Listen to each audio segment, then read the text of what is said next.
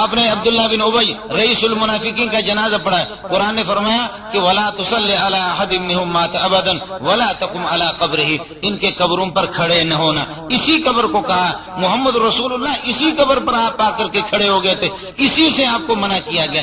اس لیے میرے بھائی جان اس قبر سے انکار کر دینا اور یہ کہہ دینا کہ یہاں پر کوئی عذاب نہیں ہو رہا، میں عرض کر رہا ہوں اجماع امت کے خلاف ہے، حدیث متواتر کے خلاف ہے. صحابہ سے لے کر تا الی یومنا ھذا ہر مسلک کے اندر، ہر مذہب کے اندر اور ہر بات کے اندر اختلاف ضرور ہوتا ہے، ضرور اختلاف ہوتا ہے. اب آپ کہیں گے کہ جی اجماع ٹوٹ گیا، اجماع امت نہیں ہے اس لیے کہ غیر مقلدین نہیں مانتے لہذا اجماع امت نہیں. ایسا اگر آپ کہیں گے تو پھر کسی بات کے اندر بھی اجماع. غیر مقلدین کی حیثیت ہے کیا؟ پوری دنیا یا شافعیہ یا مالکیہ یا حنابلہ یا حنفیہ. اچھا آپ کو آسان سی بات بتاتا ہوں، اور باتیں تو چھوڑو. غیر مقلدین سے یہ پوچھو آج تک کہ آپ کی حدیث کی کون سی کتاب ہے؟ کچھ بھی نہیں. تفسیر کے معتبر آپ کی تفسیر کون سی کتاب ہے؟ کچھ بھی نہیں. اصول حدیث میں کون سی کتاب ہے؟ کچھ بھی نہیں. خدا کے بندو یہ 11ویں 12ویں صدی کی پیداوار ہے، یہ ابھی پیدا ہو گیا، ان کا کچھ بھی اعتبار نہیں ہوگا. اب آپ مجھے یہ بتا دیں کہ اس پورے مجمع کے اندر اگر لوگ یوں سمجھے کہ میری بات کو سمجھ رہے مان رہے اور 2 آدمی اس قسم کے آ گئے وہ کہتے ہیں کہ جی نہیں ہم تو مانتے نہیں ہے، تو اجماع تو ہو گیا، آپ نے میری بات مان لی. اب ان 2 کو جن کی حیثیت نمک کی حیثیت ہے آٹے میں، ان کو کون تسلیم کرے گا؟ غیر مقلدین کی یہی حیثیت ہے، آج کے پیداوار ہے. میں عرض کر رہا ہوں کہ یہ اجماعی عقائد ہے اور ان پر اتفاق ہو چکا ہے. اجماعی مسائل کو چھیڑنا، ان میں اختلاف کر لینا یہ قطعاً اجازت نہیں ہے. اور اس میں یہ ہے کہ جو آدمی اجماعی مسائل میں ٹانگ اڑانے کی کوشش کرتا ہے اس کا واحد علاج یہ ہے آغا خان اسپتال میں داخلہ لے لو، اس کے لیے دماغ کا علاج کرا دو، یا یہ ہے کہ لیاقت اسپتال میں اس کے لیے اس کو نفسیاتی ڈاکٹروں کو دکھا دو، ذہنی یہ ہے کہ جو علاج کرتے ان کو بتا دو کہ ان کا دماغ خراب ہو گیا. یہاں لکھا کسی نے اللہ پاک کو خدا کہنا شرک ہے، خدا کوئی نام نہیں ہے، یہ سوال دیا. میرے بھائی جان خدا اللہ کا ترجمہ ہے، خدا اللہ کا ترجمہ ہے. خدا کا معنی خود آئندہ. آپ یہ بتا دو کہ اللہ کو کسی نے لایا ہے یا خود آیا ہوا ہے؟ یہ اس صورت مولانا فرما رہے ہیں کہ لفظ اللہ کا ترجمہ کیسے ہوگا؟ یہ اس صورت میں جبکہ اس کو مشتق قرار دیا جائے. آپ لوگوں کے مشتق جامد کو کیا سمجھیں گے؟ لفظ اللہ کو جب مشتق قرار دیا جائے تو اس کا ترجمہ کیا جائے گا، اور جب جامد قرار دیا جائے تو ترجمہ نہیں کیا جائے گا. میں عرض کر رہا ہوں میں جو ترجمہ کر رہا ہوں وہ اشتقاق کی بنیاد پر کر رہا ہوں.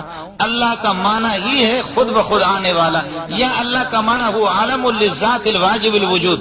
واجب الوجود کا معنی یہ ہوتا ہے لذاتہ بذاتہ لنفسہ بنفسہ لعینہ بعینہ، خود بخود آیا ہو، اس کو کسی نے نہیں لایا. اور اگر آپ کو سمجھ میں نہ آ جائے هو الاول هو الآخر هو الظاہر هو الباطن، یہی اللہ ہے، خدا اسی کا ترجمہ ہے.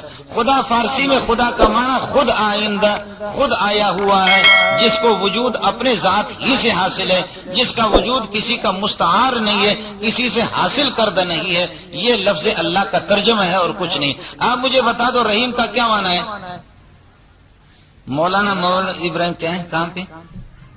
مولانا ابراہیم دہلوی اپنی کتاب کشف المغالطہ صفحہ نمبر میں رقم قبر اس گڑھے کا نام نہیں جہاں جسد خاکی مدفون کر کے خاک میں ڈالتے ہیں، جہاں تک زندہ لوگوں کے ہاتھ پہنچ سکتے. اس گڑھے کو برائے نام یا بطور مجاز قبر کہتے ہیں. حقیقی قبر یہ نہیں ہے، حقیقی قبر عالم برزخ ہے. دماغ ہی خراب ہے. یہی تو مسئلہ میں نے عرض کیا، نہ برزخ کو وہ سمجھے نہ آپ لوگ سمجھے. مسئلہ یہی ہے. ہمارے جن اکابرین نے قبر کا انکار کیا ہے وہ قبر کا انکار نہیں کر رہے، وہ یہ کہہ رہے ہیں کہ قبر صرف اسی میں منحصر ہو، مردے یہیں پر دفن ہو. دیکھو جیسے قرآن میں آیا فیہا تحیون، اسی زمین میں تم زندگی گزارو گے، وفیہا تموتون، اسی میں تم مرو گے، ومنہا تخرجون، اسی سے تم نکل جاؤ گے. اب ایک آدمی کہے کہ جی ایک ضیاء الحق تو اس اوپر چلا گیا، وہیں پر اس کے ٹکڑے ٹکڑے ہو گئے، وہ یہاں فیہا تحیون نہیں ہوا، فیہا تموتون یہاں نہیں مرا بلکہ فضا میں مرا. آپ سمجھ رہے نہیں سمجھ رہے؟ یعنی یہ بھی آپ کے سمجھ میں نہیں ہے. تو میں عرض کر رہا ہوں کہ مسئلہ یہ ہے کہ جن ہمارے اکابرین نے یہ کہا کہ قبر یہ قبر نہیں ہے، قبر کے انکار نہیں کر رہے ہیں بلکہ کہہ رہے ہیں کہ قبر اسی میں منحصر نہیں ہے کہ صرف اسی میں دفن کیا جائے، اور آدمی سے یوں سمجھیے کہ اس کے علاوہ جو سمندروں میں غرق ہو رہے ہیں، جانور جن کو یہ ہے کہ کھا رہے ہیں یا جن کو جلا رہے ہیں، ان کا کوئی حساب کتاب نہیں ہوگا، بلکہ قبر اس سے ہٹ کر کے یوں سمجھیے کہ وہ برزخ میں وہ بھی صورت اس میں داخل ہے. باقی یہ کہ اس قبر کے قبریت سے انکار کریں ایسی کوئی صورت نہیں. یہ کہہ رہے کہ وہ کون سی حدیث ہے جس میں اللہ کے رسول نے مردوں کو کیا ہے مردوں کو ناف اور عورتوں کو سینے پر ہاتھ باندھنے کا حکم دیا ہے. حدیث ہے بھائی, مستدرک حاکم کی بھی روایت ہے, ملفوظات انور شاہ کشمیری میں اللہ انور شاہ کشمیری رحمۃ اللہ علیہ نے بھی روایت نقل کیا ہے, اور اس میں یہ روایت ہے کہ الفرق بین صلاۃ الرجل و بین صلاۃ المرأة, یعنی مستقل حدیث ہے. انشاءاللہ اس کا حوالہ ہم آپ کو دے دیں گے. دیوبندی حضرات نماز کے آخری رکعت میں الٹے پیر پر بیٹھتے ہیں اور عورتوں کو کہے کولے پر بیٹھنے کا کہتے, جب کہتے وہی تو میں نے عرض کیا کہ فرق والی روایت ہے. مطابق نبی علیہ السلام کے آخری رکعت میں کولے پر بیٹھتے تھے تو وضاحت کر دیں. میں نے عرض کیا کہ حدیث ہے اس بارے میں, مستدرک حاکم کی روایت ہے, انشاءاللہ آپ کو دکھائیں گے. کیا نبی علیہ السلام کی والدہ, والد اور چچا عبد المطلب تیار کردہ علمی کیسٹ گھر. Phone number 68229999, mobile 03332179409. جنتی ہے. یہ کوئی عقیدہ کا مسئلہ نہیں ہے. کشف الخفا و مزیل الالباس جو علامہ عجلونی رحمۃ اللہ علیہ کی کتاب ہے, اس میں علامہ عجلونی رحمۃ اللہ علیہ نے ایک حدیث نقل کی ہے. بہرحال وہ فرماتے احیاہما فآمنا بہ ثم ماتا, اللہ تعالیٰ نے نبی پاک صلی اللہ علیہ وسلم کے والدین کو زندہ کیا تھا اور ان دونوں نے آپ پر ایمان لایا, ثم ماتا, پھر دونوں کا انتقال ہو گیا. یہ کوئی عقیدے کا مسئلہ نہیں ہے. صحیحین میں ایسی کوئی روایت نہیں ہے. صحاح ستہ کے اندر اس قسم کی کوئی روایت نہیں ہے. البتہ یہ ہے کہ علامہ عجلونی رحمۃ اللہ علیہ نے یہ روایت نقل کی. ہمارے عقیدے سے اس کا کوئی تعلق نہیں ہے. آپ سے یہ نہیں پوچھا جائے گا کہ رسول پاک صلی اللہ علیہ وسلم کے والدین جنتی تھے یا جہنمی تھے. البتہ میں نے آپ سے عرض کیا کہ علامہ عجلونی رحمۃ اللہ علیہ وہ ناقد الحدیث ہے اور اس نے اس کو یہ نقل کیا ہے. عقائد علماء دیوبند کے عقیدہ نمبر 3 پر لکھا ہے زمین کا وہ حصہ جو نبی علیہ السلام کے جسم اطہر کو چھوئے ہوئے سب سے افضل ہے, یہاں تک کہ کعبہ شریف اور عرش و کرسی سے بھی افضل ہے. کیا آپ اس سے متفق ہیں؟ جی ہاں, میں اس سے بالکل متفق ہوں. آپ حضرات بات سمجھنے کی کوشش کریں. یہ اس بات کو تو آپ مانتے ہیں کہ رسول پاک اللہ کے علاوہ ما سوى اللہ کے علاوہ مخلوق خدا میں اللہ کی جتنی بھی مخلوق ہے, مخلوق میں سب سے زیادہ افضل ہے. اور مخلوق کس کو کہتے ہیں؟ کچھ تو بولو.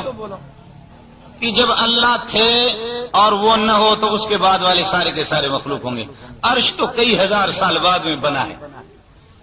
عرش مخلوق ہے, کرسی بھی مخلوق ہے, اور یہ مسلمہ بات ہے کہ مخلوق میں سب مانتے ہیں کہ رسول پاک صلی اللہ علیہ وسلم سب سے افضل ہے. تو عرش و کرسی تو ظاہر ہے کہ وہ مخلوق ہیں, ان سے بھی نبی پاک صلی اللہ علیہ وسلم افضل ہے.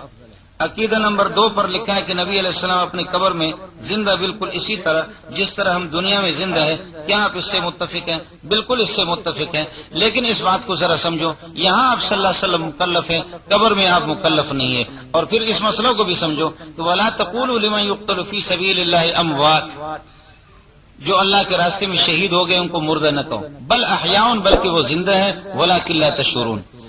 شہداء کے لیے عبارت النص, اب آپ کیا سمجھیں گے؟ عبارت النص سے ان کی حیات ثابت ہے. نبی پاک صلی اللہ علیہ وسلم کی حیات مبارکہ وہ دلالت النص سے ثابت ہے. دلالت النص اور عبارت النص کو آپ اس طرح سمجھیں گے. آسان مثال میں آپ سے عرض کروں, یہ دیکھ لو, حدیث میں آیا کہ ہڈی سے استنجا نہ کرو. بولو, حدیث میں آیا کہ ہڈی سے استنجا نہ کرو. کیوں جی؟ وہ جنات کی غذا ہے. آپ کے بھائی فَإِنَّهَا زَادُ إِخْوَانِكُم مِّنَ الْجِنِّ, جنات اس کو کھاتے ہیں. ٹھیک ہے. اچھا, حدیث میں یہ کہیں آیا کہ پراٹھے سے استنجا نہ کرو. آپ لوگ سو رہے ہیں نا, آپ کو اللہ نے ذوق ہی نہیں دیا تو میں کیا کروں, مردوں کو کیا سنا سکتا ہوں. میں عرض کر رہا ہوں حدیث میں تو یہ آیا کہ ہڈی کو استنجا میں استعمال نہ کر دو. اگر تیز ہڈی ہوگی ہو سکتا ہے کہ زخمی کر دے, پھر رومال سے صاف کرے آدمی. یہ بھی صورت ہو سکتی ہے. اور یہ بھی ہے فرمایا کہ وہ ہڈی تیز ہو یا نہ ہو, لیکن آپ کے بھائیوں کی جنات کی خوراک ہے. فَإِنَّهَا زَادُ إِخْوَانِكُم مِّنَ الْجِنِّ, جنات کی خوراک ہے, اس کو استعمال نہ کرو. میں عرض کر رہا ہوں کہ حدیث میں تو یہ نہیں آیا کہ روٹی سے استنجا نہ کرو یا پراٹھے سے استنجا نہ کرو. یہ حدیث میں ہے بھائی, کچھ تو بولو. نہیں ہے. لیکن ہم کیا کہیں گے؟ ہم یہی کہیں گے کہ جب وہ ہڈی خالص ہماری غذا نہیں ہے بلکہ ہمارے بھائیوں کی غذا ہے, اس سے جب استنجا کی اجازت نہیں دی گئی ہے تو پراٹھے سے بطری کا اولا ہی اجازت نہیں ہوگی. یہ ہے دلالت النص.